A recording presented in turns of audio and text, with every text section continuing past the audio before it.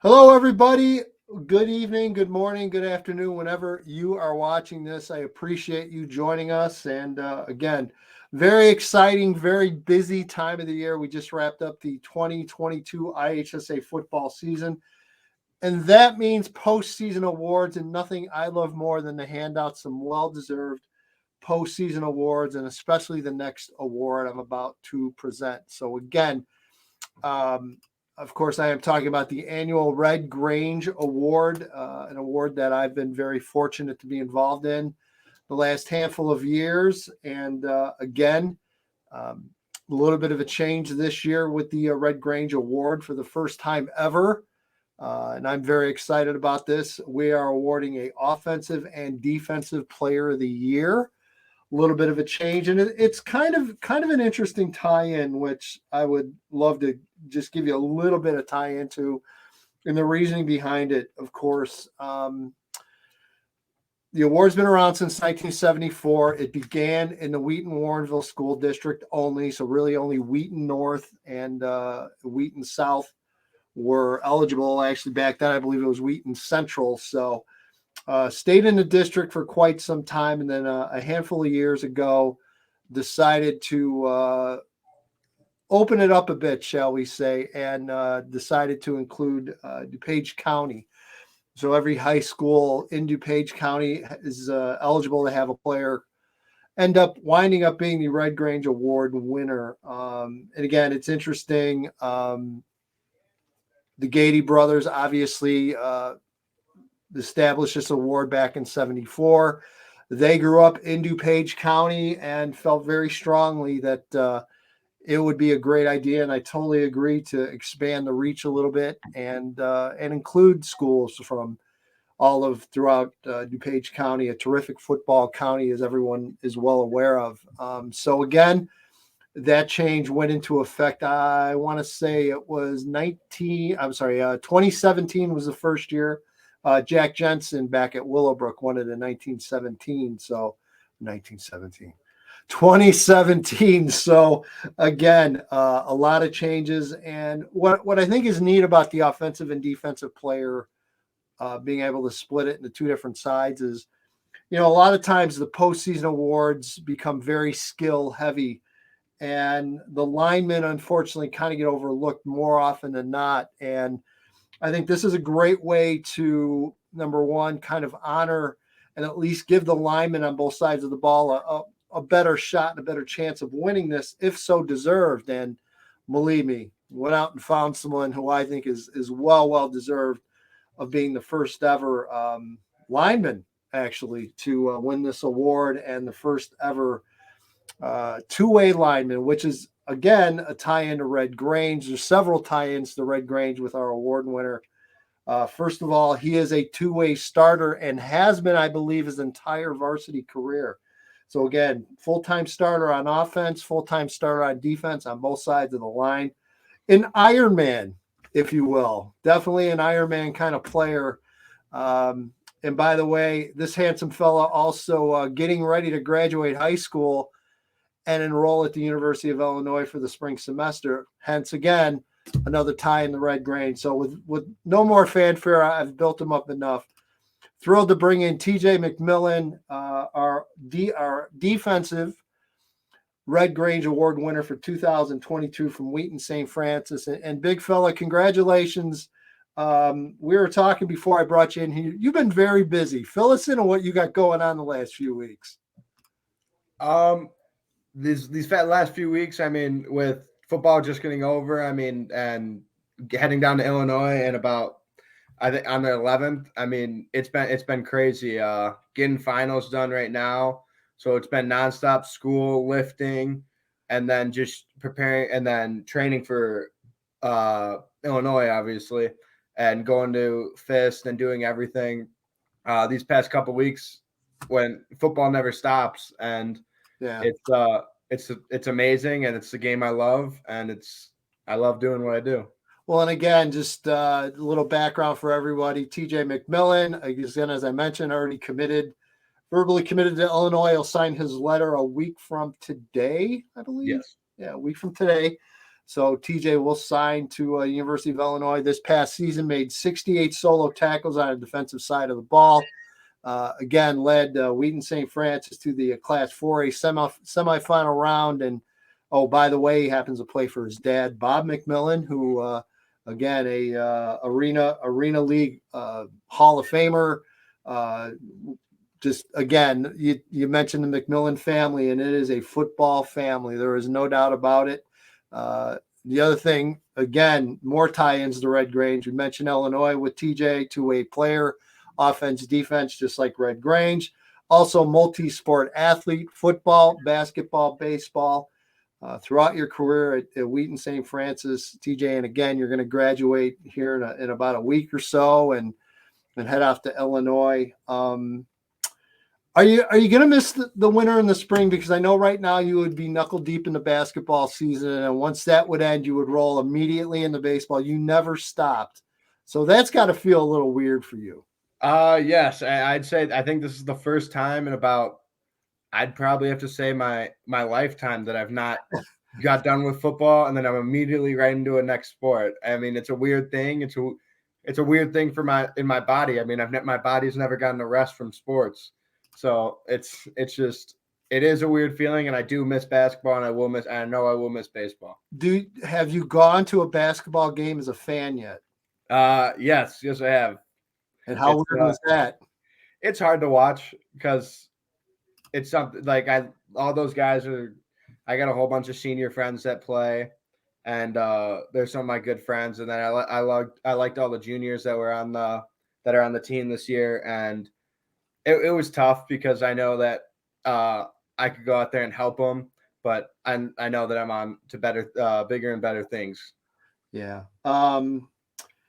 Great season. Obviously didn't end the way you had planned and you had wanted, but fill us in about your season overall. I mentioned 68 tackles, both sides of the ball, basically never left. I know you fought through bumps and bruises and injuries and everything else, and there were a couple games there. You look like you're in the Civil War coming off of the sideline. They patch you up. You go right back out and keep going. Favorite memory or two from this past season for you in particular? It's got to be this season. I mean, it's got to be just making it to the state semifinals and playing the game like that. That's a game that every single football player dreams of as a kid. The crowd, the weather was probably the biggest thing. It's snowing the entire game. It's basically just a snowball, and it's something that it felt like I was a little kid out there playing football, just having fun. Obviously, wasn't the outcome we wanted, but I think that's probably got to be one of the coolest high school memories that I've had.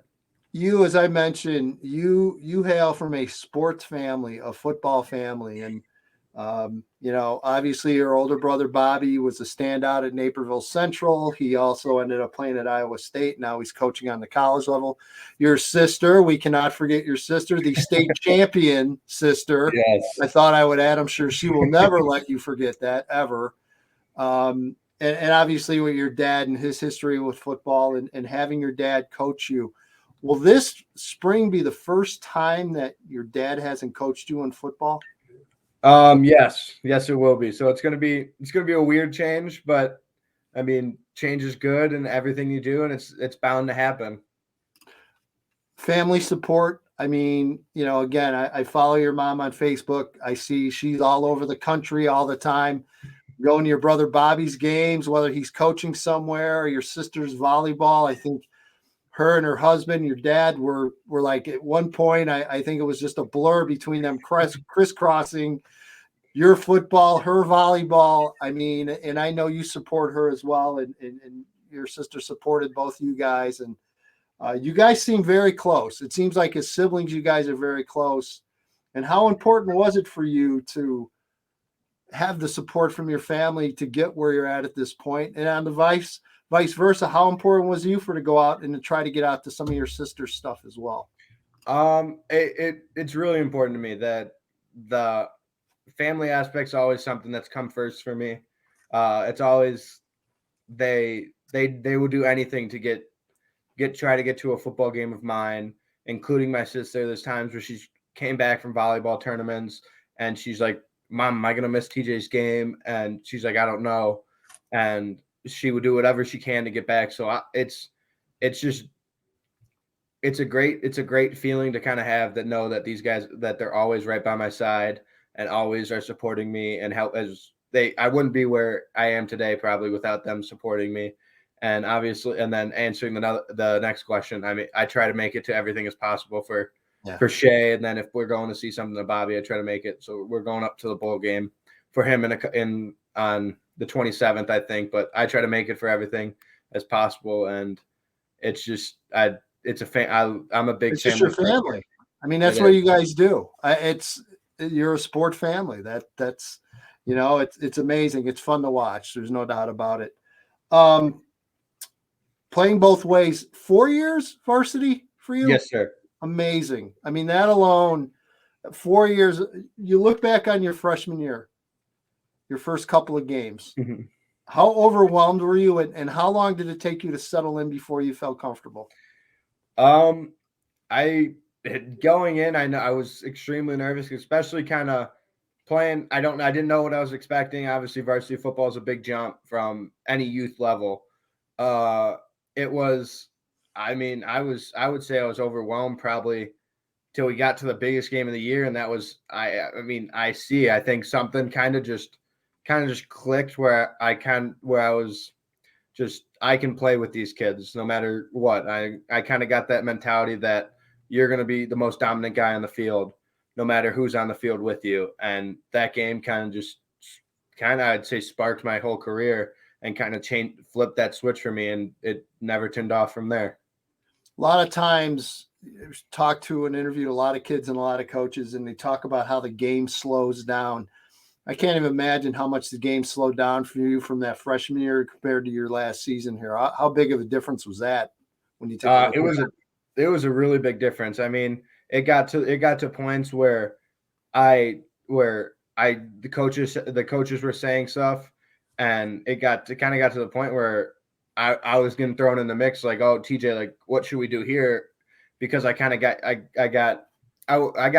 used to that speed, and obviously was on the same speed for the past 4 years, but it kind of got to the point where I knew everything that was going down. I listened to the coaches, and it just slowed down. It really felt like it was in slow motion.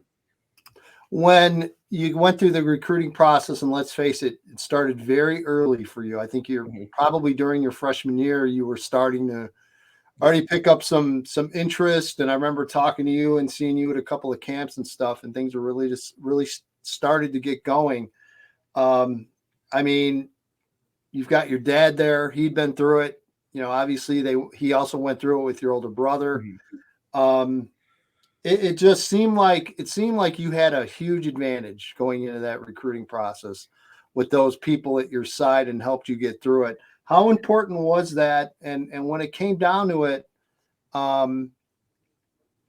it seemed like it was still your decision. Is that fair that they obviously got you to a certain point? Because I'll be honest, TJ, when you committed to Illinois, you must be really good at poker, because you really didn't tip your hand very much at all. And next thing you know, you're committed to Illinois. So I guess the question out of that is how important was it to have your dad and your brother, who obviously already had experience going through it? Your brother had just gone through it.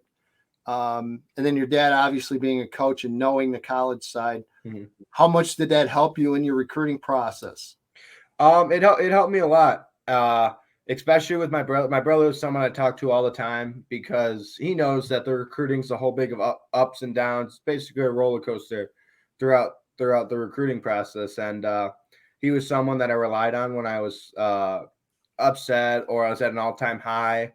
And he basically said, when you're at your low, he's like, it's gonna get better. It's that roller coaster. And he said, when I got to that all-time high, it was like, I know it feels like you're on the top of the world right now, but you will hit that low soon, and you can't expect this to stay at a constant rate.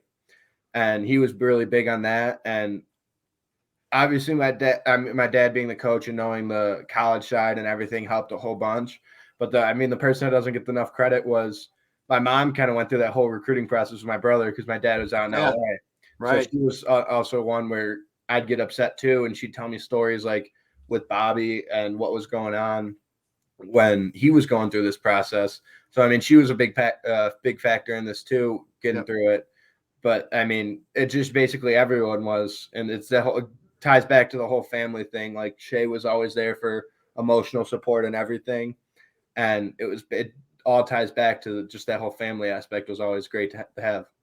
What are your goals going in this spring as a freshman to Illinois? I mean, have you even set any type of goals, or are you just kind of gonna go in and see how things go? I'd say kind of both. I mean, obviously my big goal is to try to find a way to get on the field any type of way as a freshman and help the team. I mean, a goal is to fight and try to fight and get up that depth chart as fast as I can. And but I know that Illinois is going to do whatever they can to win games. And if they don't think I'm ready to get on the field, then I believe that's the decision that's made, and I know what I got to do to work and try to get on the field the next year. You got to imagine the year that Illinois had. I mean, let's face it, you made that decision well before Illinois started the football season. Had to make you feel a little bit even better about your decision after you see the year that they've had. Yes, and from talking with Coach B, talking with Coach Miller, talking with the whole coaching staff there, I mean, I knew that program was on the rise. I mean, with the success they have, especially from an offensive line with those two, Coach B and Coach Miller, I mean, it was hard. It was a hard thing to kind of pass up. And after the season they had about 2 years ago, when the Coach B's first year, I mean, you could tell that they were just a different team. I mean, they beat the number 10 team in Penn State, and they beat another top 10 team that I can't think of off the top of my head. So I knew Coach B was going to bring that program on the rise, and there's no doubt about it. With even stuff that's going on and losing Coach Walters and everything, I still think that the program's still going to be on the rise, and expect a Big Ten championship coming here in the next 5 years from them. What are you going to miss about high school? We'll say even high school football in particular. What are you going to look back on, and what are you going to miss?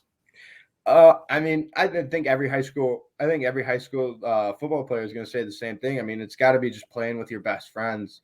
I mean, these are kids that you've grown up that I didn't grow up with, but these public school kids grow up with all these kids. But these are kids that I've been best friends with for 4 years, and finally get to senior year. Some of them, I got my whole little friend group that we have was all in the starting defense together. And it was just probably just that. I mean, I'm going to miss playing with those guys and miss playing just side by side and having fun with my best friends out there. Yeah, there's no doubt about it.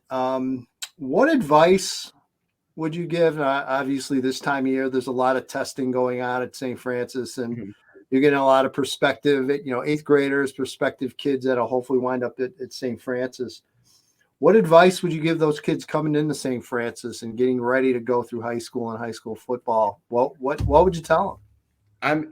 High school football is an overwhelming thing, because there's time. It's like I said, it's kind of with that whole recruitment process too. It's a roller coaster of emotions through high school. You're gonna have your highs, you're gonna have your lows, and it's just something. It's a scary thing because you don't know what to expect going in. You don't know what to expect at all on the football field, classroom, but you gotta work hard no matter what. You gotta be going at 100% every single day you step in the classroom, step on that football field.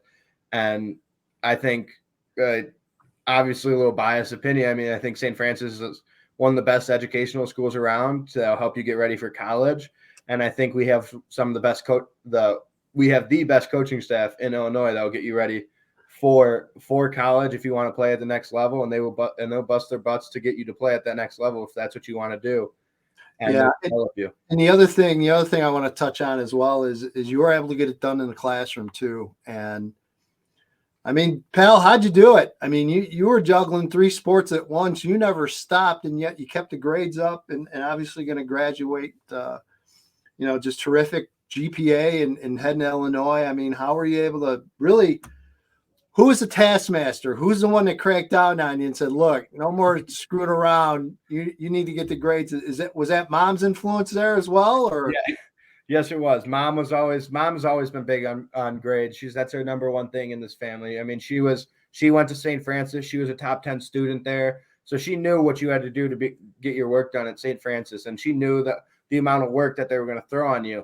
But it was all it is for me is you just got to get your homework done and put in at least some effort. If you put in no effort, then it's obviously going to show. But if you put in at least some effort, you'll get good grades.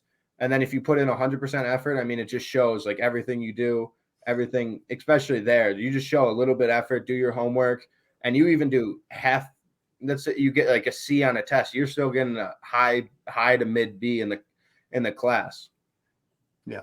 And again, just it's amazing that balance that you've already learned, and you're going to have to carry forward once you get to Illinois, because it's just going to get that much more demanding on your time. But again, you talk all the time, and I know we talk to kids all the time about being able to balance that workload and everything else. And a lot of guys that I've talked to in college will tell you that's one of the most important things that kids need to learn, is how to be able to balance all that stuff. And dude, you figured it out. You cracked the code. So, thank you for the time. I know how busy you are. You're just running around crazy trying to get everything wrapped up and squared away. When are you done with school, and when are you graduating? So this week, so Friday is our last school day. Right. And then I have 2 finals, so Monday, Tuesday. And so Tuesdays are my last day. Okay. So we're confident we're going to graduate? Yes, sir. Yes, sir. You better. Hey, I tell you what, it has been my pleasure to get to know you over these years. It's like I've been watching you for about 8 years now. It just seems like there's no more football McMillen's coming, right? Is this it for now? There's none that I don't know about, or there's a cousin that's a 7th grader. Okay. All right. I will family discount. You know how that goes. Hey, thanks for everything. I appreciate you taking time. We wish you the best of luck, Illinois, and I know you're going to kill it. And again, just congratulate to you guys and your family, and have a great holiday. And again, congratulations, 2022 Red Grange Award winner on the defensive side of the ball, TJ McMillen. Thanks, TJ. Yes, thank you for everything.